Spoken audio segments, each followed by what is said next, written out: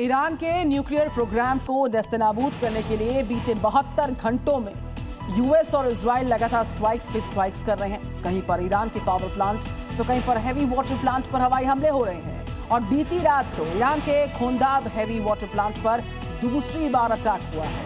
US Israel की air strike में खोंदाब plant पूरी तरह से नेस्तनाबूद हुआ, लेकिन इस पूरे अटैक के बाद अमेरिका में कुछ ऐसा हो गया जिसको देखकर ट्रंप की जान हलक में अटकी नजर आ रही है। आखिर ऐसा क्या हुआ, देखिए।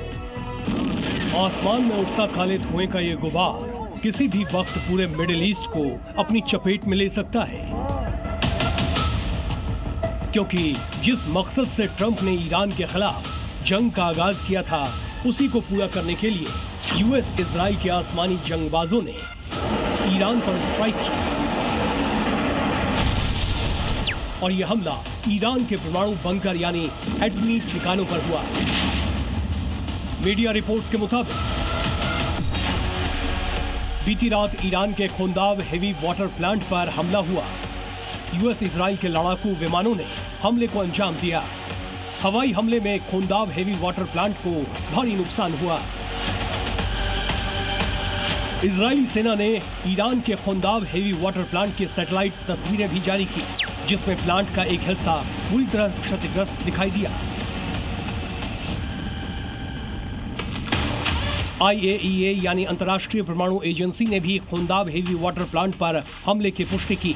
इसके साथ ही ये दावा किया गया कि खोंदाब हेवी वाटर प्लांट को काफी नुकसान हुआ है। ये प्लांट अब ऑपरेशनल नहीं है। हालांकि यहाँ कोई घोषित परमाणु सामग्री मौजूद नहीं थी, जिसका मतलब है रेडिएशन या तत्काल परमाणु खतरे की कोई आशंका नहीं है। भले ही IAEA अपनी रिपोर्ट में दावा कर रहा हो कि खोंदाब हेवी वाटर प्लांट में हमले से फिलहाल रेडिएशन लीक का खतरा तो नहीं है, लेकिन हैरान करने वाली बात यह है कि चंद रोज पहले ही ट्रंप ने ऐलान किया था कि 6 अप्रैल तक ईरान के किसी भी स्ट्रक्चर या प्लांट पर कोई अटैक नहीं होगा। लेकिन ट्रंप के इस ऐलान के बाद से ही लगातार ईरान के परमाणु ठिकानों को निशाना बनाया जा रहा है। ऐसे में सवाल है, ट्रंप की इस हिमाकत से ईरान और भड़क जाएगा? क्या खाड़ी का युद्ध पहले से ज्यादा भयावह हो जाएगा? क्योंकि ईरान अपने परमाणु प्रोग्राम को लेकर बेहद आक्रामक है। तमाम अमेरिकी प्रतिबंधों, यहां तक कि जंग के बाद भी ईरान अपने एटमी प्रोग्राम को रोक नहीं रहा। ईरान का सिर्फ एक मकसद है, हर हाल में न्यूक्लियर पावर देश बनना, और इसके लिए ईरान किसी भी हद तक जा सकता है।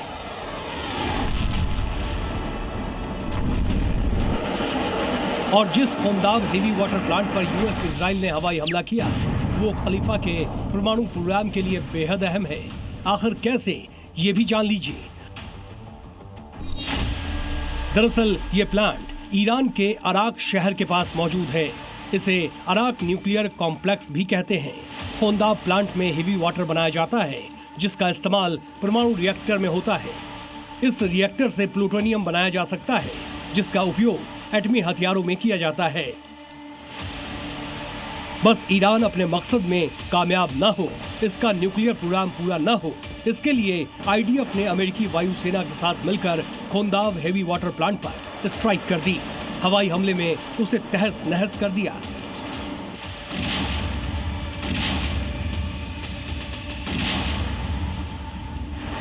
लेकिन इस हमले के बाद मिडिल ईस्ट में तनाव और बढ़ गया है।